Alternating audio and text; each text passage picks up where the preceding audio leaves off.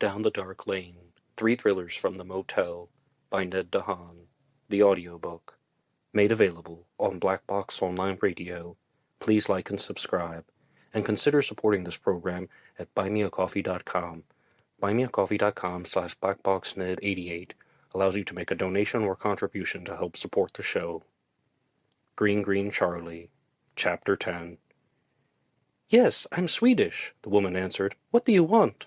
She looked uncomfortable and did not seem the slightest bit friendly, but that was perfectly understandable considering my awkwardness. Jamie grabbed me by the arm and pulled me back. "Hi, sorry about my friend," she said. "He just thought you reminded him of someone in Queens Rock, but we'll be on our way." "I was in Queens Rock earlier today." She almost confirmed her identity as Miss Olson. Her accent sounded almost British. It was as if she would start a sentence with a slight British accent, and then it would transpose into a Swedish accent, or maybe even an American accent. "Really? We'll be glad you got out of that place," Jamie joked. "I work at the Chevron station, and I saw at least 4 cop cars and an ambulance at the motel across the street. I have no idea what happened, but in a small town like ours, the whole place is buzzing, and an ambulance is one thing, but if there are like 4 cop cars, you know something bad has happened." When Jamie spoke to anyone but her grandmother, and me, she seemed so insincere. Jamie Laurent was a plastic rose. She had the charming appearance that was borderline perfect, but in reality, she was completely synthetic. Why was I still at her side? "What was happening there?" the Swedish woman asked. "I was just in my room sleeping, and then the police knocked and woke me up, and I had to leave. They said something about the building being under investigation, but they just hurried me out of the room and told me to come here. They even let me charge the room to the city. What happened?" I could have answered, but I understood that Jamie wanted me to do absolutely none of the talking. "We'll give you one guess," Jamie urged the woman to keep playing the game. "Contamination," she responded instantly. I was quite surprised by her guess, but perhaps, if she was incorrect, then Jamie would get her to spill more details of what she knew. "I think somebody died," Jamie pretended to speculate. "I mean, there was an ambulance there, and all of the customers drove away. The owner wasn't sick or injured, so the ambulance had to be for someone. What else could it be?" "I don't know," Olson muttered. "It could be some chemical problem." She was back on contamination. "But see," Olson went on, "if it was just a problem with a biological hazard or some kind of issue, they could have brought the ambulance to show up for some reason. Probabilistically speaking, there are any number of possibilities as to why there could be one there. It doesn't have to be anything like murder." Considering that English was not her first language, I was impressed with her words like probabilistically, because until she said that, I didn't know it was a real word. Also, there was something interesting about this Miss Olson. At least I was pretty sure she was Miss Olson. When she talked about the issues regarding the motel, she really did not seem like she was lying about anything. I was a horrible judge of character, but I had the feeling that there was something that she must have seen regarding the body that was vital. It was hard to describe, but there was just the feeling that there was something she knew that was important. "Did you see anything weird while you were there?" I asked, and I was pleased to do so without permission from Jamie. My new friend was not pleased that I had started talking and basically interrupted her, but at the same time, I didn't really mind. "I don't really know what to say," Olson commented. "The motel was rubbish. It was so dirty. This was the best thing I could ask for, really. I drove all morning from down south, and I just needed a place to sleep, and so I did. I was awakened when the police knocked on my door." "But you really think there was some type of crime?" Now I said nothing. "Well, it was just a guess," Jamie reiterated. "Hey, I'm Jamie, by the way, and if I learn anything, I should call you. Could I get your number while you're in town? This could be something serious." "I'm Amelia," she said. "Amelia Olson. And sure." After telling us the name that we already knew, Miss Olson pulled out her phone and gave Jamie the number. Then she added Jamie into her contact list. Jamie did it the old-fashioned way by removing a pen from her pocket and writing Amelia's number on her hand. I was surprised that Jamie could accomplish something so bold, even for her. I guess it had nothing to do with the words Jamie used. It was just her expressions, her body language, her sense of comfort that made people spill their guts around her. "Perfect," Jamie almost gloated. "So, what are you doing right now?" I need some change of scenery, Amelia informed us. I'm sitting around in the room and I slept all afternoon, so I'll be up all night. Well, does your Holiday Inn have a restaurant? Jamie asked. If yes, we could meet there in like 30 minutes and kill some time. We're both starving. That would be great, said Amelia. 30 minutes and we'll be in the lobby, Jamie called, as Amelia began walking away. You nearly blew it, Jamie scolded me, but I was beginning to wonder if that mattered. But I didn't, I congratulated myself. But seriously, I cannot eat another meal. After that Kabir or whatever it was, I won't eat anything for at least 124 hours. I don't care about your stomach, Charlie, she practically roared. Now you're here because I need you. You know more about the body than anybody else, so I'll let you know when I need your info. Is that clear? Crystal clear, I mocked her speech pattern from earlier. Jamie could turn into a monster at the snap of her fingers, and it didn't really help matters that I was extremely annoying. However, I think there was something going on with Amelia Olson that we didn't know yet. Jamie and I now walked in silence. The first stop was the Citgo, and I made the plan that we would buy gas and then drive up to the Holiday Inn, just out of my fear that the gas station would close. Jamie was not pleased, and I figured it was safe to make the occasional comment to Jamie. As long as I avoided Grandma Jane for the rest of my life, I would be safe. The Citgo was just before the Holiday Inn, and it only took a minute for me to secure a plastic gallon and fill it. It would be about 500 feet back to the car, so it really would not take any time at all. Once we parked in the Holiday Inn lot, we went straight to the front desk. Just let me do the talking, Jamie ordered. She walked right up, and there was a young man working at the desk. He had a black vest with silver buttons on, and a striped shirt underneath. Nowhere near as smooth-looking as the attire worn by the employees at the Hampton Inn, I should say. I should have laughed in his face, and then I realized it was a dumb thing to laugh about.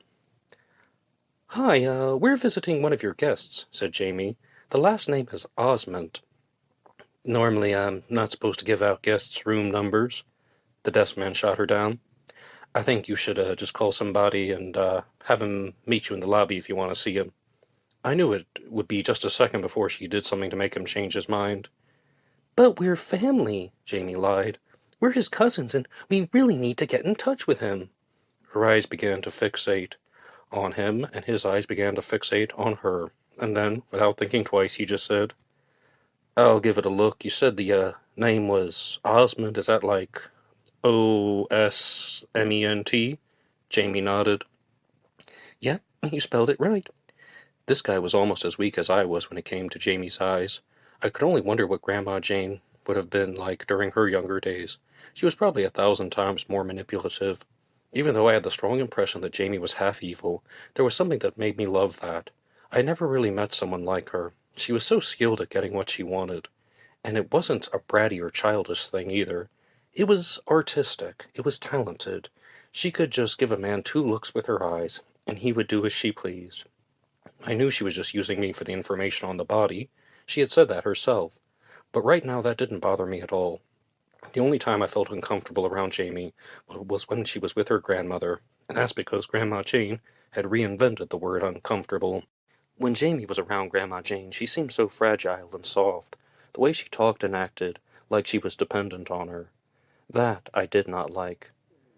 We had Mr. Osmond earlier today, the man at the reception said, but he's already checked out. It's kind of weird. It says he checked in around 4 o'clock in the afternoon, and then he checked out at 5. I'm not really sure why someone would do that, but that's what the record says. Right, Jamie muttered. Thanks anyway. We walked back over to the front doors to stand and wait for Olson. Osmond is gone, I repeated the unfortunate news. I know, I heard, Jamie snapped at me. Do you think there's any chance that he was involved? I was shocked that she even wanted my opinion, considering that she was so annoyed with me. Now I had to think seriously, because there might never be another chance for Jamie Laurent to care about what I had to say. Yes, I gave her my answer. Things are not clear yet, but I think everyone at the motel was involved. Not Little Jack, but everyone else. I'm just guessing. But it's more of a guess than a hunch. They must know something. They must have seen or heard something that was out of place, and something that seemed weird. I mean, I have never seen a dead body before, but I heard that after a few days the body starts to smell like it reeks, and that body had to have been there for only a few hours. The police said that there were no signs of forced entry, so I can only think that someone was either killed at the motel, or maybe someone was involved with transporting the body into the motel, and maybe some of the other people knew something about it. Jamie started to smile. Nice going, Encyclopedia Brown. She winked at me and giggled a bit. Seriously, you could be correct. What's Encyclopedia Brown? I asked. Before Jamie could reveal the meaning, the front doors opened and Amelia Olson stood before us. So, are you hungry? She asked with the same awkward tone of voice that she had used earlier. 5 minutes later, we were sitting in whatever restaurant that was in the Holiday Inn in the area of South, as Jamie had called it. I was no expert with creativity or imagination, but calling a place South, because it was south of something else, is just the slightest bit boring. It was like naming your child Uterus because they came out of one. Amelia had ordered 2 pancakes and 2 eggs, and even Jamie had asked for a grilled cheese sandwich and a side of salad. I had no idea how she could eat more. I just asked for green tea. I could already feel my stomach starting to fall out of my midsection from the hours of consuming cheap fortified wine, greasy cholesterol-filled pizza, and a Virginia-style Egyptian chicken. How could Jamie still eat? Are you from this area? Amelia asked Jamie as we waited for our ice waters. I'm not from South, but I'm from Queens Rock, Jamie told her. My family was originally from California, but, things didn't really work out there, so my parents moved back to my grandmother's hometown when I was 7. I never forgave them. I wouldn't either, Amelia joked. I do not mean this with offense, but this town has nothing. There is nothing to do or see. I walked for 30 minutes, and all I saw was a gas station and lots of trees and grasses. Where are you from in Sweden? I inquired, and I did not receive another glare from Jamie. Stockholm, she replied. I should have guessed. I lived in a place called Fittja, really, Amelia elaborated. It's on the edge of the city, but still on the metro line, and I left because there is nothing there as well. I decided to come see the States, and it turns out I ended up with a place that also had nothing. At least it's just for one night. So, you're just passing through and stayed at the Green Greens? Jamie started her interrogation. Exactly, said Amelia. I'm here on a tourist visa, but I will hope that I can get a job. I guess it's really not like a tourist visa because I have a work permit. I forget the name of it or the process. Jamie grinned widely, and I wasn't sure why. She took a sip from her water glass, and then she licked her lips. So, there was nothing down in Carolina? Jamie asked Amelia. It was a nice view, Amelia explained, but there was nothing that attracted me. You're from California, out west. Perhaps I should go there. My plane landed in Miami, and now I'm just driving up to New York. There should be something there. If you just got here from Sweden, how are you allowed to drive? I shot the question at her. Amelia looked at me, and she almost huffed, but then she just giggled, and I also had to ignore the kick from Jamie under the table. Perhaps I will not give away all my secrets, she laughed. Charlie, people from other countries can drive in the USA, Jamie corrected me. Perhaps, Amelia went along with it. Then I decided that maybe, at this point, my outbursts were not the most productive thing.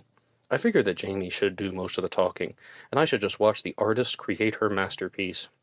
So, what is it like in the Green Greens? Jamie asked. I've walked past that place every day on the way to work for 4 years, but I've never seen the inside. It's disgusting, Amelia reacted in an unsurprising way.